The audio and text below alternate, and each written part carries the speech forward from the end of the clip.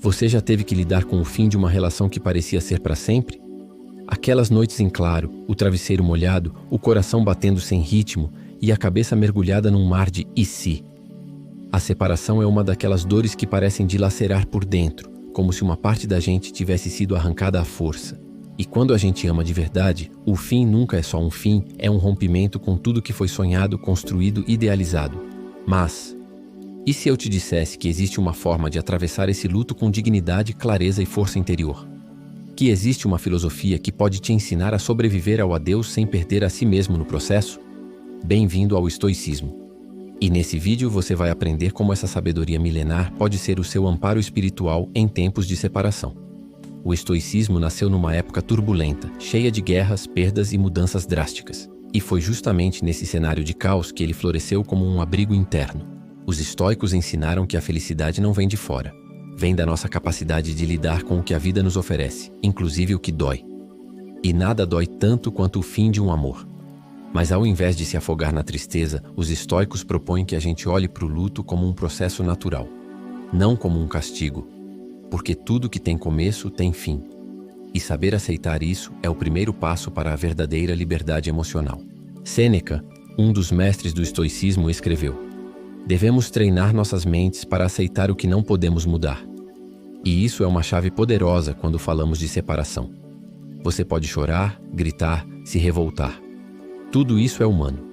Mas em algum momento você vai precisar entender que o outro não é mais parte da sua jornada. Que insistir num amor que terminou só te afasta de si mesmo. O estoicismo não nega a dor. Ele acolhe. Mas não alimenta o sofrimento desnecessário. Ele te convida a sair da posição de vítima e assumir o controle da sua narrativa. E olha só, o estoico entende que o apego é uma armadilha. A gente não sofre só pela perda da pessoa, a gente sofre pelo que ela representava, pelos planos que não se concretizaram, pelo medo da solidão, pela quebra da rotina. Mas nada disso é real no presente. É tudo projeção, expectativa, história que a gente criou. E é aí que o estoicismo entra com força.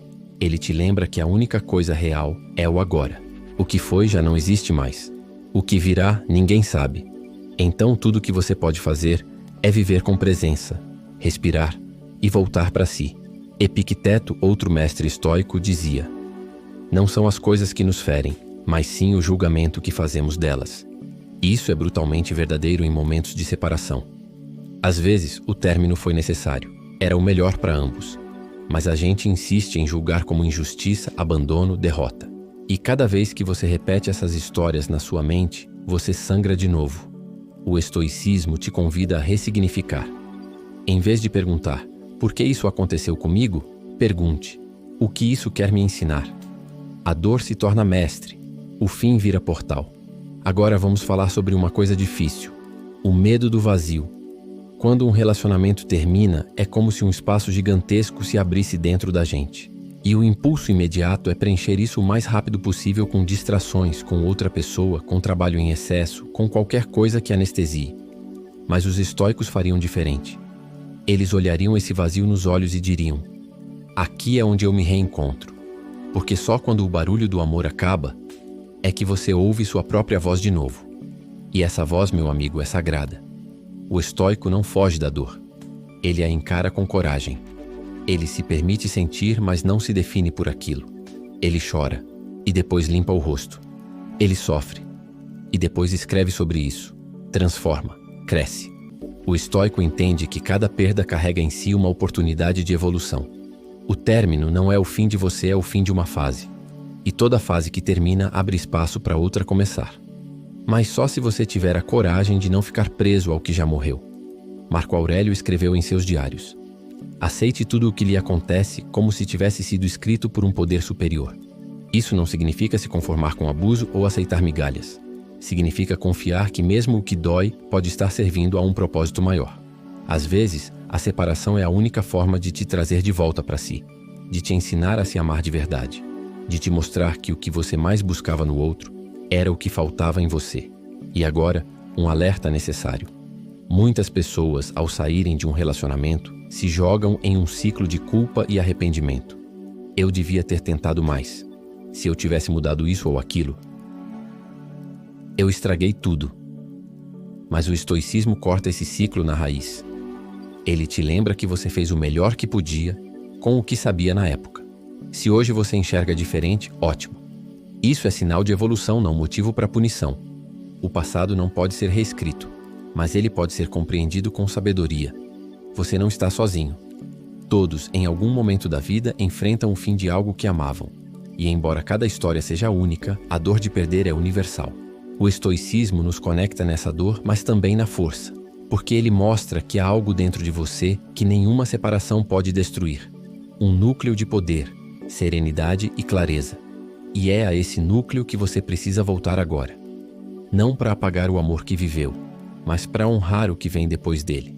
E se você ainda está preso naquela fase de espiar as redes sociais do ex, reviver as mensagens antigas ou ficar esperando um sinal de retorno, pare, respira fundo. E ouve isso, a ausência do outro pode ser a maior presença que você precisava de si mesmo. O estoicismo te convida a esse reencontro, a dizer sim para você, mesmo quando o outro te disse não. Porque o verdadeiro abandono é o autoabandono, e você merece mais do que isso. Vamos agora aplicar na prática os princípios estoicos para quem está vivendo uma separação. 1. Pratique a dicotomia do controle. Você não pode controlar se o outro te ama. Não pode controlar se ele volta. Mas pode controlar como você lida com isso. Onde você coloca seu foco. O que você alimenta na mente. Solte o que não está nas suas mãos. Isso é liberdade. 2. Faça a premeditação dos males. Os estoicos visualizavam a perda antes que ela acontecesse. Não por pessimismo, mas por preparação. Isso te ajuda a ser mais grato enquanto tem e mais resiliente quando perde. Pense. E se esse término estivesse escrito para te fortalecer? 3. Redefina o que é perda. Será que perder o outro não é se reencontrar? Será que o fim não foi, na verdade, o início de uma nova versão sua? Você não perdeu um amor, você ganhou clareza. Ganhou uma chance de evoluir. Mude a lente e mude tudo. 4. Cultive a virtude em vez do desejo. O desejo diz: quero que ele volte. A virtude diz: quero me tornar alguém íntegro, forte, sábio. O estoico escolhe sempre o segundo caminho, porque o desejo aprisiona, a virtude liberta. E o amor que vale mesmo sempre floresce da liberdade. 5. Volte para sua rotina.